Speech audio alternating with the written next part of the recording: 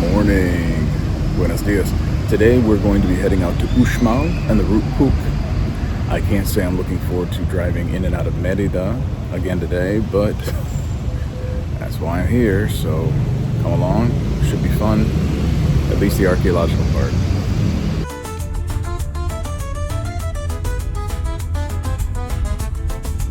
I've never seen bus stop waits like I did in Merida. People were lined up like this on every other street corner in the blocks around the Plaza Principal where we had stayed. Some of these walls, man, that's the thing is, these walls you're seeing, they are fucking stolen from temples. Oh, yeah. Yeah, Freemasonry rack. Yeah. Already cut. All kinds of structures in here nobody knows. They just turn them into whatever they need. This happens all the time throughout history, whether it's a grandiose cathedral being placed over the ashes of a Mayan temple or a simple farmer wanting to cordon off his flock. It's not a good thing. It's not a bad thing. It's just something to be aware of.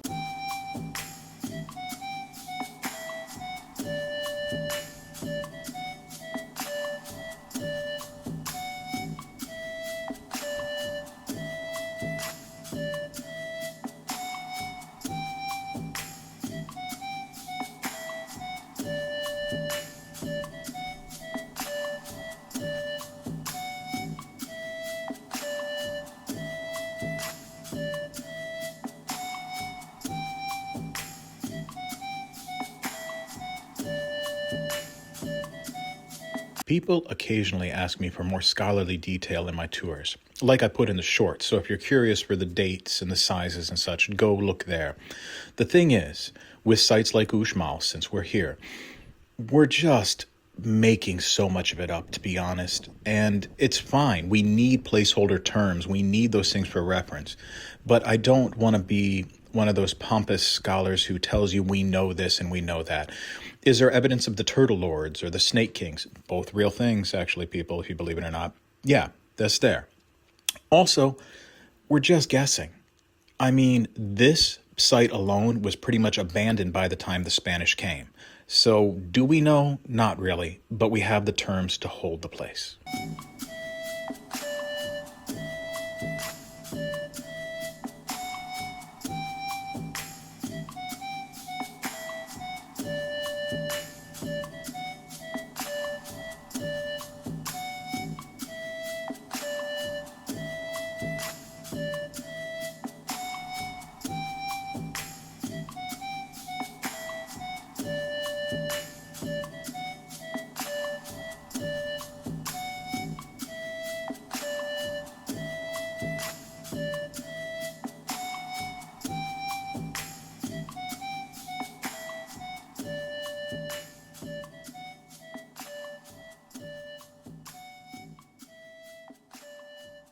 Case in point, this is called the Nunnery Quadrangle, named by the 16th century Spanish explorers who came across it because they thought it looked like a nunnery, which has absolutely nothing to do with the place or the people that actually lived there and built it.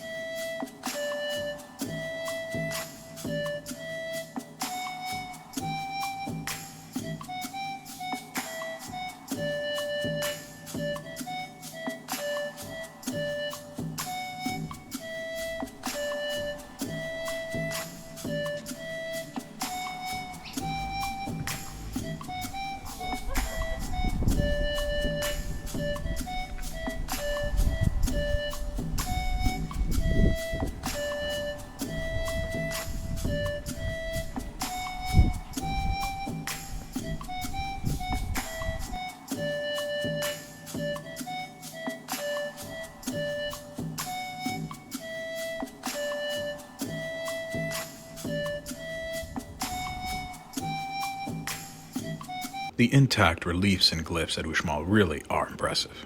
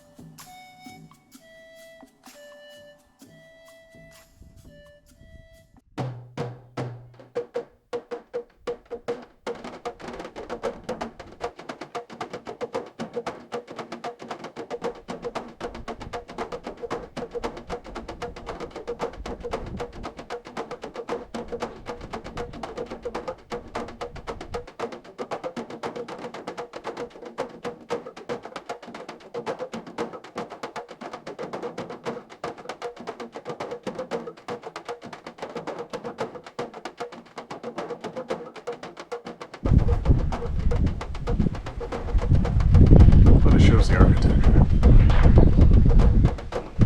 which has been reticked. We saw him retick.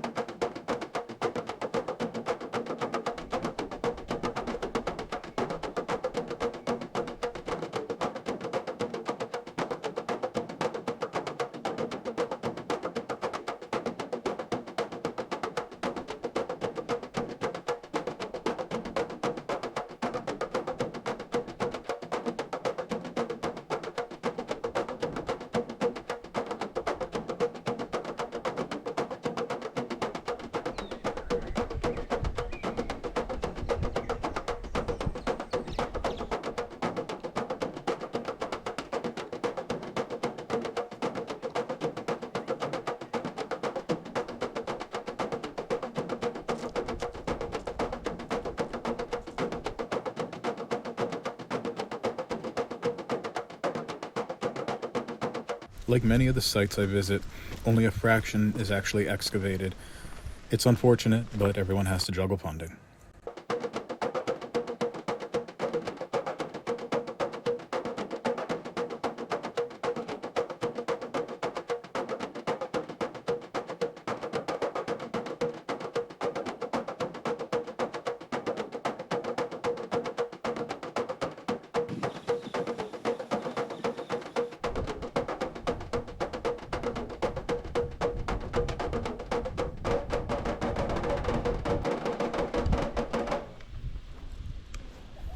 In archaeology, there is always an element of the ship of Theseus paradox. And that is evident in so many places, and I understand the conundrum. When you look at it, you want to preserve and show what the site was like, at least to the point of where it was uncovered. So you see the reticking and the new wood for structures, things like that. It's very difficult, though, because you would love to see them completely reassembled, but then would it actually be the temple, because we don't know what it looked like? So if you're observant, you will see different numbers on bricks, letting the workers know which goes where, and the occasional marking, maybe a pink taped cross.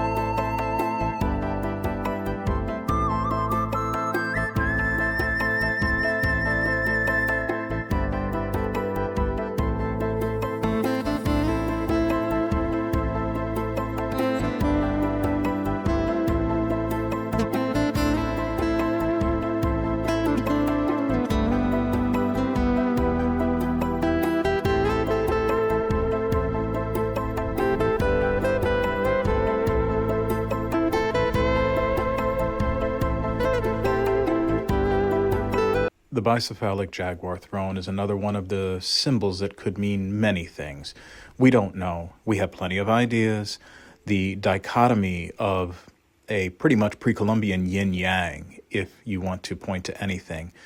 There could be polarities, and quite honestly, it could just be really badass. I mean, a double-headed jaguar, what's not to like? You shake your retard.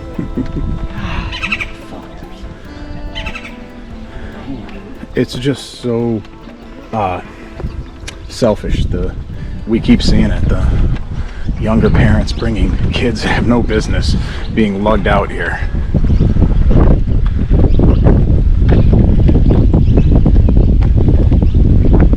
Especially ones that are not going to remember it. Right. Like you said, it's just a form of torture. This aside was in reference to a family that had 2 children under the age of 8. And bear in mind, it was over 100 degrees in the sun. These children kept going from shade to shade trying to hide, and the parents were getting frustrated because, well, why don't they want to hike and explore the ruins? Because it's really hot. That's why. We were there because this is a passion of ours. Dragging your children when they don't want to is very selfish. Take them to Disney World, and then when they're older and can appreciate it, take them to places like this.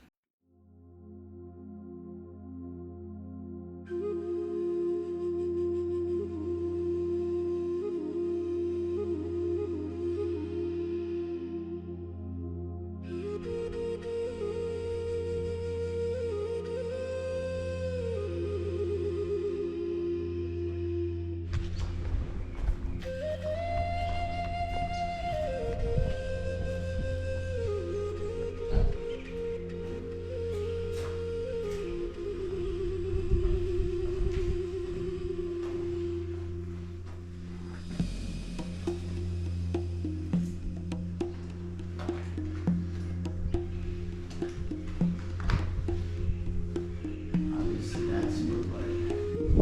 it the Lizard Kingdom here? My place. My place. You go away now.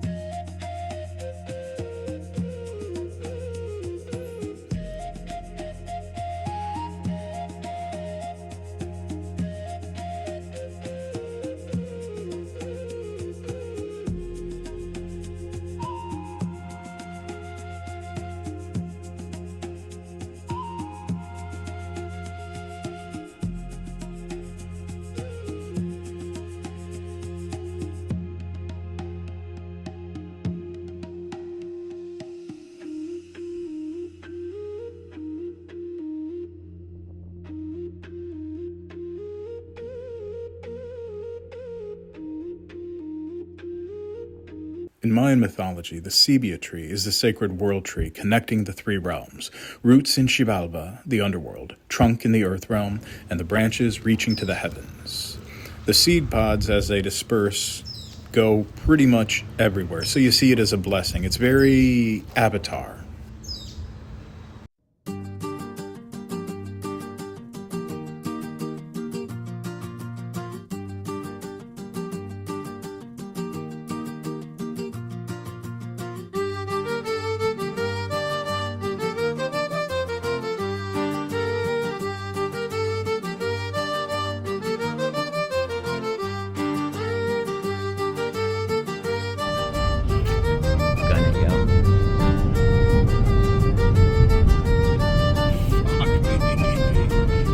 I was doing too. That was uncalled for. She could just feel not such a little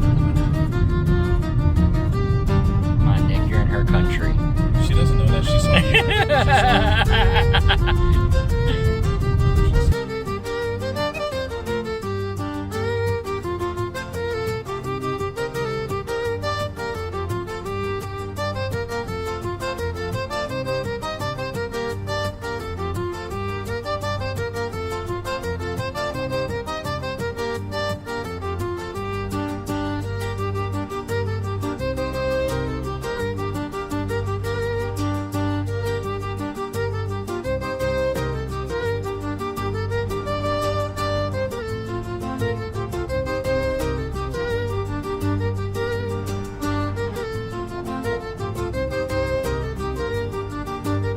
Parque La Plancha is Merida's largest park.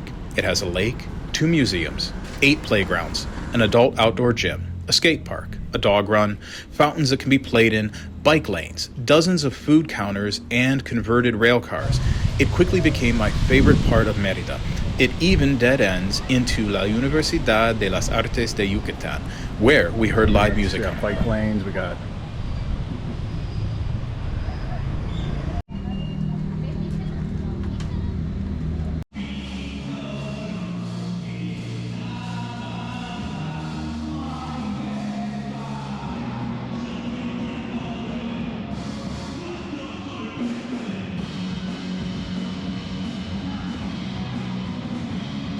I can't say that Mexican punk rock is exactly a siren song, but that did not stop us from investigating.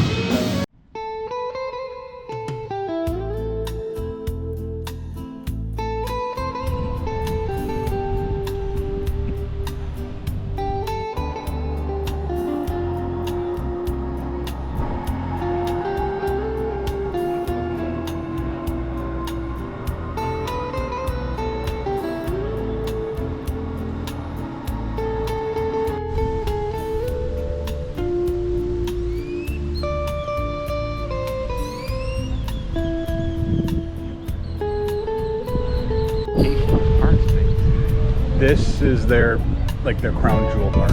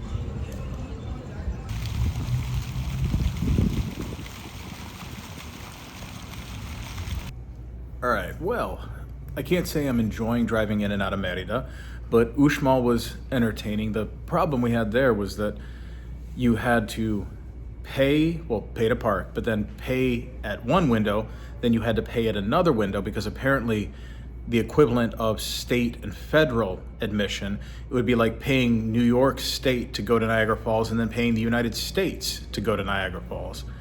Whatever, does it differently, but it ended up being that Uxmal almost was as much as Chichen Itza, which is pretty crazy. Then you have to take your tickets to another window for the state, and they scan it, and then you take it to another gate for the national. It's just pretty much ridiculous. The site itself was great. We were able to wander around pretty well, so enjoyed it. Hope you enjoyed watching it and seeing more of Merida.